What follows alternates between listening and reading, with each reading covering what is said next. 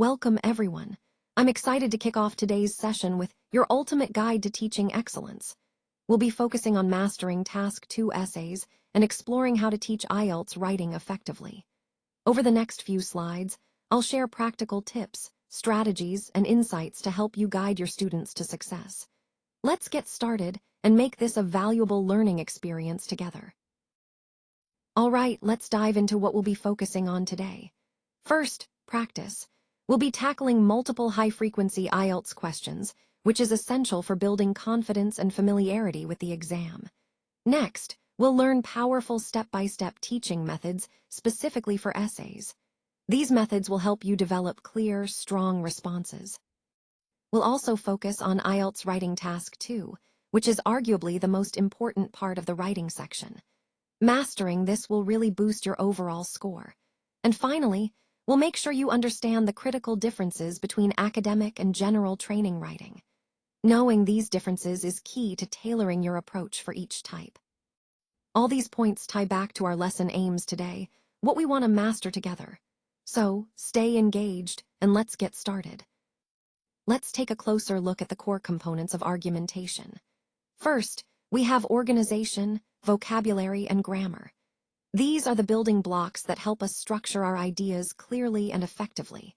When you present an argument, it's important to understand your point of view, identify the key argument or problem, and then develop your reasoning around that.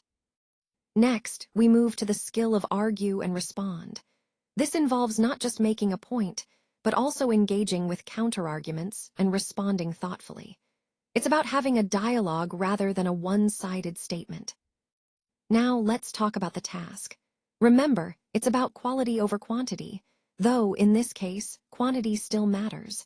Your goal is to craft responses that are rich and well-developed, ideally around 250 or more words. This allows you to fully explore your ideas without sacrificing depth. Another crucial aspect is vocabulary, teaching students to be fast in using the right words. Speed and precision in language are key to effective argumentation. And finally, time is a critical factor. You have approximately 40 minutes for Task 2, the essay challenge. Managing this time wisely ensures you can plan, write, and review your essay thoroughly. In essence, all these elements, organization, vocabulary, grammar, argumentation skills, and time management, come together to help you communicate your ideas confidently and convincingly. This is the heart of mastering argumentation, which is central to strong writing and speaking skills. Let's take a closer look at the structure outline for our brainstorming process. First, we start with generating ideas and examples quickly, which is often aided by mind maps. This helps us visualize connections and come up with creative ideas efficiently. Next, we move on to identifying the topic and the task at hand. For example, are we discussing both views, or are we trying to determine the extent to which we agree with a statement? Clarifying this early on guides our entire approach and keeps us focused. Then, we analyze the prompt itself. This means understanding what is being asked and what the key requirements are. It's crucial to break down the question so that we can address every part thoroughly and accurately. Finally, we reach the pre-writing power-up phase. This is where we organize our ideas, create a rough plan, and prepare ourselves mentally. Having a clear outline ensures that our writing or speaking will be coherent, well-structured, and persuasive, tying everything back to the overall theme of the presentation. Now, let's look at how to effectively summarize our main points. First, it's important to restate your thesis in new words to reinforce your argument without repeating yourself exactly. Remember, avoid introducing any new ideas at this stage. Moving on to the conclusion, you'll want to craft a clear topic sentence that encapsulates your overall message. Follow this with an explanation, providing a brief recap of the key points, and support it with an example to make it memorable. Don't forget to link back to your thesis, tying everything together neatly. Next, we have body paragraph 2. Start with a strong topic sentence that signals the main idea of the paragraph. Then, offer an explanation that expands on this point, followed by an example to illustrate your argument. Finally, Connect this back to your thesis to maintain cohesion throughout your presentation. Similarly, for body paragraph 1, begin by grabbing your audience's attention with an engaging hook. Paraphrase the question to show your understanding, and then clearly state your thesis or opinion on the topic. Finally, in the introduction, set the stage by outlining the purpose and main idea of your presentation. Remember, this is phase 2, drafting and structuring your masterpiece. Focus on explaining the key points thoroughly but conversationally, highlighting the most important concepts, and ensuring each point connects back to the overall theme of your presentation. Let's take a closer look at the importance of thorough editing and proofreading for achieving a Band 9. First, it's essential to check for keyword repetition. Using synonyms can help diversify your vocabulary and make your writing more engaging. Next, pay attention to spelling and ensure that your sentences vary in length. This creates a more natural flow. Additionally, verifying articles such as a, n, and the is crucial for grammatical accuracy. Make sure that subjects and verbs agree in number and person, which helps maintain clarity and correctness. Consistency in verb tenses is also vital. All tenses should align properly throughout your essay to avoid confusion. Remember, the goal is to refine your work meticulously, identifying and correcting errors to enhance overall quality. This stage of editing is what elevates your writing to a professional standard, ultimately helping you achieve a Band 9. Connecting these points to the broader theme, thorough proofreading ensures your ideas are communicated clearly and confidently.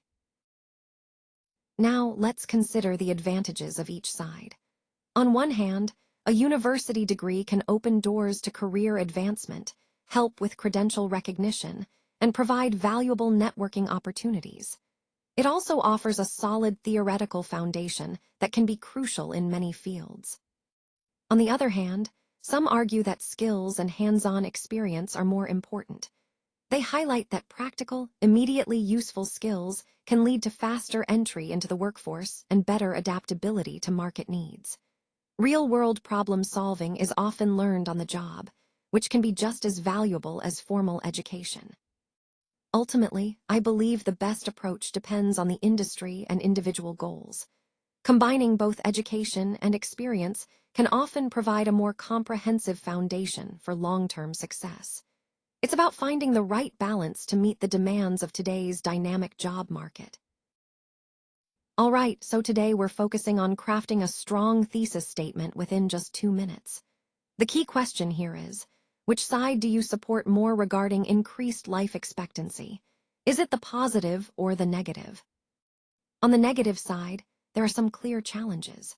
For example, limited resources become a bigger issue for younger generations, who might find fewer opportunities or support systems. Social isolation and loneliness are also growing concerns, especially as older populations live longer but may not always have strong social networks. Then there's the pension crisis, which puts a significant financial strain on governments and families alike. And of course, our healthcare systems face increased pressure, struggling to meet the needs of an aging population. But on the positive side, longer life expectancy also means that older individuals can contribute more over extended careers, bringing valuable experience and wisdom to workplaces and communities. Elders can serve as mentors, helping guide younger generations. Plus, having more time with loved ones enhances personal fulfillment and strengthens family bonds. So, as you prepare your thesis, think about which side resonates more with your perspective. Remember, the goal is to clearly state your position, whether you see the increased lifespan as a benefit or a challenge, supported by these key points. You want to make a compelling, well-supported statement that sets the tone for your entire argument. Now, let's outline the main body paragraphs for this essay and consider which side might be stronger. First, on the disadvantages side, we have issues like mental health problems, technology addiction, cybersecurity and privacy risks, and social isolation and loneliness. These are significant concerns because excessive use of technology can negatively impact our well-being and safety. On the other hand, the advantages include access to educational resources, opportunities for remote work, unlimited information, and instant global communication. These benefits have transformed how we learn, work, and connect with others. The key question here is, do these advantages outweigh the disadvantages? While there are real challenges, I believe the benefits of technological advancement, like increased connectivity and knowledge, often outweigh the negative aspects, especially when used responsibly. So, as we consider this, think about how technology can be a tool for good, provided we address these risks thoughtfully. Ultimately, the impact depends on how we harness these tools in our daily lives. Let's take a closer look at some Band 9 essays to understand what excellence really looks like. By analyzing these top-scoring examples, we can see the qualities and techniques that make an essay stand out. This will give you clear benchmarks to aim for in your own writing. Now, we also have model answers that serve as perfect references. Think of them as templates you can learn from and emulate. To build your speed and confidence, start with a 10-minute planning session to organize your ideas. Then, move on to a 30-minute drafting period to develop your essay. The goal is to become more efficient without sacrificing quality. Next, we incorporate timed drills into our practice. During these exercises, students swap essays with each other and use the TASK checklist, which stands for thesis, arguments, support, and knowledge, to grade each other's work. This peer review process not only helps you spot strengths and weaknesses, but also encourages critical thinking and constructive feedback. And to make all of this more engaging and easier to understand, we use colorful charts and diagrams. For example, we might visualize essay structure as a house or a burger, breaking down each part so that it's simple to grasp how everything fits together. Visuals like these can clarify complex ideas and make your learning more memorable. Finally, remember that our teacher's toolkit is all about making this process interactive. By involving you actively in exercises, discussions, and visual aids, we keep the learning dynamic. This approach helps you internalize key concepts and develop the skills needed to excel. Let's take a closer look at the power of fancy vocabulary, starting with the word assist, which is often replaced with help.